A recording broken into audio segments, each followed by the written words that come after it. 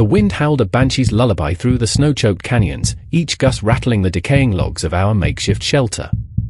Hunger gnawed at my belly, a dull ache that had become a constant companion these past weeks. 5 men, trapped in this frozen hell, driven mad by starvation and the gnawing suspicion that one of us wouldn't make it out alive. It had started as a simple prospecting trip, a chance to strike it rich in the Colorado gold rush. 5 friends, full of dreams and whiskey, led by the iron-fisted Samuel McCann, a man whose eyes held the glint of a predator. But winter descended with unexpected ferocity, the mountains transforming into an icy labyrinth. We were lost, food dwindled, and hope turned brittle as windblown ice.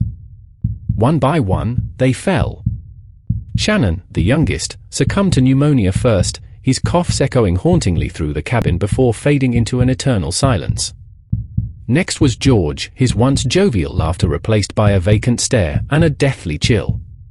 McCann, ever the leader, refused to accept reality. He'd rant about rescue parties, his booming voice cracking with desperation, until one night, a struggle, a muffled scream, then silence. I found him in the morning, frozen with a look of primal fear etched on his face, a bloody knife clutched in his hand. Now, it was just me and Hall, a wiry prospector with eyes that flickered like candle flames in the dying firelight. We didn't speak much, the words choked by fear and the ever-present question, who would be next? The silence was punctuated only by the gnawing of our bellies and the howling wind that seemed to whisper accusations. One morning, I woke to find Hall gone. No empty bunk, no bloody trail. Just a chilling absence and a gnawing certainty that the monster McCann had unleashed lived on. Panic gnawed at me, urging me to flee, but where? The mountains were a frozen tomb, and my strength, like my hope, was a flickering ember. Days blurred into nights, each sunrise bringing a renewed hunger, a fresh gnawing at my conscience. Hall hadn't gone hunting, had he? The thought, once unthinkable, now danced at the edge of my sanity. I found his rifle hidden beneath the floorboards, the barrel gleaming with a terrible truth. And then, the smell. A metallic tang that sent bile rising in my throat. It led me to a snowdrift-stained crimson, a ghastly tableau that froze the blood in my veins. Hall, his eyes wide and accusing, his lips stretched in a silent scream. His flesh, raw and glistening, half devoured by something monstrous. I ran. Blindly, desperately, through the howling wind, the image of Hall's accusing eye seared into my mind. The mountains echoed with my ragged gasps, my own chilling screams blending with the banshee's wail. How long I ran, I don't know. Time had become a meaningless void, punctuated only by the pounding of my heart and the terror that clawed at my sanity. Then, a clearing. A ramshackle cabin, smoke curling from its chimney, a beacon of hope in the frozen wasteland. I stumbled towards it, falling, crawling, fueled by a primal need for warmth, for safety. A gruff voice, a weathered face, a hand reaching out. Rescue. But salvation, I soon learned, comes at a cost.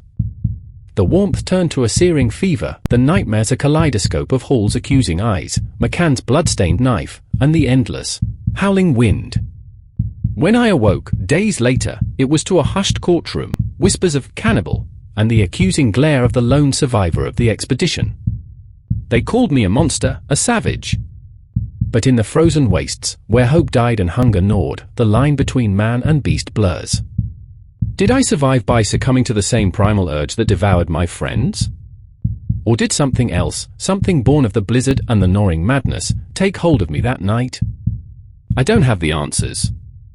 All I have are the nightmares, the taste of blood on my tongue, and the chilling wind that whispers through the canyons, carrying the echoes of screams and the unspoken question, who, in the end, was the real monster?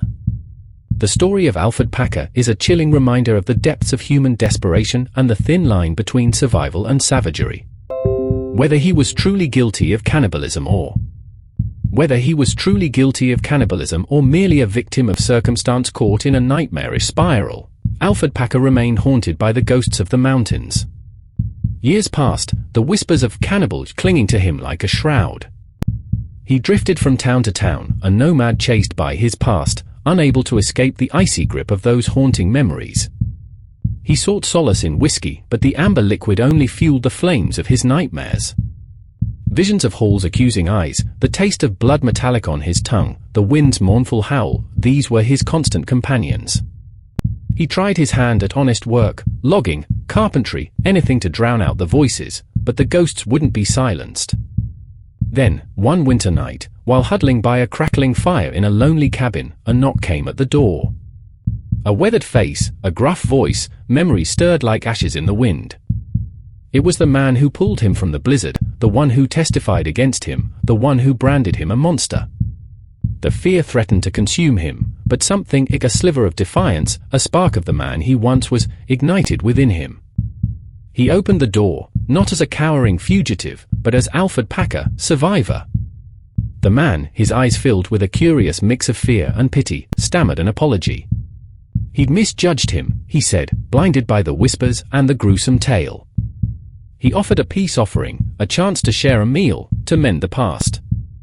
Alferd stared at the steaming plate, the smell of stew filling the cabin. Could he accept? Could he forgive, not just the man before him, but himself? Could he break free from the shackles of his past and reclaim a semblance of peace? He took a deep breath, the icy wind of the mountains seeming to whisper a message of reconciliation. The ghost still lingered, but so did a flicker of hope.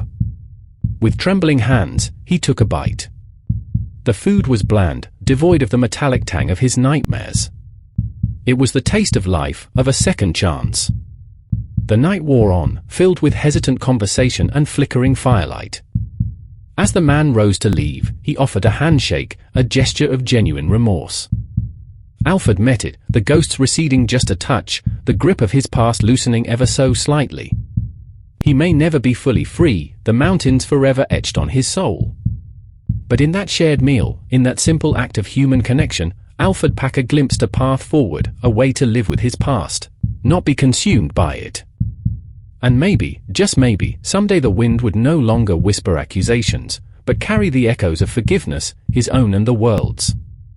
The story of Alfred Packe remains a chilling exploration of the human capacity for survival and the enduring power of guilt and redemption. Whether he was a monster or simply a desperate man pushed to the brink, his tale serves as a stark reminder of the darkest corners of the human soul and the flicker of hope that can even burn there.